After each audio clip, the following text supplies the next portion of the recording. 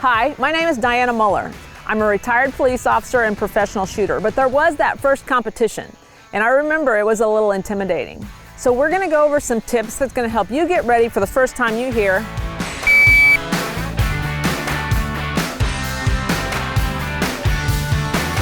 I personally shoot 3-gun, which is the most gear and gadget extensive, but there's a lot of different disciplines that only require one platform. What we cover today is going to be universal throughout any discipline. So what you see in front of me are a lot of high dollar guns, but you don't need that to get started in 3-gun. Odds are you have what it takes to get started if you have a pistol, rifle, and a shotgun. The things that we're going to go over today is going to transcend through a lot of the different disciplines. So let's say there's a PRS match, precision rifle, that's only one rifle. USPSA, only one pistol. Within those different disciplines though, there's going to be divisions, and I'm going to go over a few of the different divisions that you might hear in any of these disciplines. In 3-gun, for example, there's tactical optics, and it allows the competitor to have one optic on one gun. Everybody picks the rifle. For you old school people that like iron sights, there's the limited division. For those of you who like no holds barred, the open division is for you. You can use anything you want. If you're still intimidated to go out there the first time with your guns and actually shoot, I encourage you to go out and volunteer. Just watch, offer to help the RO score. It will get your feet wet and get you more comfortable for that first time that you do actually shoot the competition.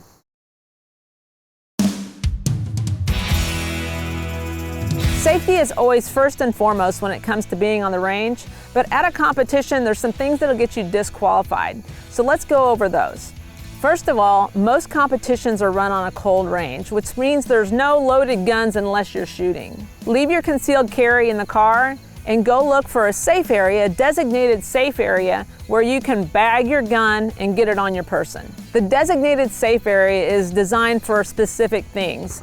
Bagging your gun, holstering your gun, performing maintenance, even dry firing, but you cannot handle ammunition at the designated safe area. So we've left the safe area, we've holstered over there, we're ready to shoot, and it's our time to go to the line. I want to go over some of the commands that you're going to hear from the RO. The RO is going to call our name and it's going to be our turn. Let's go over some range commands so you know what to expect. And this is a really good time to tell that RO, the range officer, that you're new, don't let me do anything stupid. The first command that you're going to hear from the range officer is make ready. Now he's probably already covered what the start position and the start condition of your gun is going to be in the stage description. So whether that be load your gun or an empty gun start, you're going to prepare to shoot that course of fire. The RO is going to be standing over your shoulder and he's going to give you these commands. This is your time to say, I am ready, there's a little head nod, or I'm not ready, and he'll pause. If you are ready or you don't nod your head or you don't do anything at all, he's going to give you a stand by command, and then within 1 to 3 seconds you're going to hear, which means that you can proceed with your course of fire. We've shot boom, boom, boom, boom, boom. We're at the end of the course of fire. The RO is still right behind us, recording our time on the timer. And then he's going to say, if you're finished, unload and show clear. At which time I remove my magazine, I rack the slide open to show an empty chamber. He'll say slide down, at what point I put my slide or my bolt down. He'll say hammer down, which means I pull the trigger on an empty chamber in a safe direction, and then holster. And then we've completed our first course of fire successfully. The action shooting sports can be very dynamic. We're running around a bay, we're pointing our guns in different directions, and the most common way to get disqualified is to break the 180. So what is the 180? The 180 is an imaginary line that's parallel with the back of the berm and intersects your current position. So basically I have 90 degrees to my right and 90 degrees to my left to shoot and point my gun. At no time can the muzzle of my gun break that 180 degree plane. Now that also includes going up or down. So if you were to bend over and pick up something on the ground, you can also break the 180 by going backwards.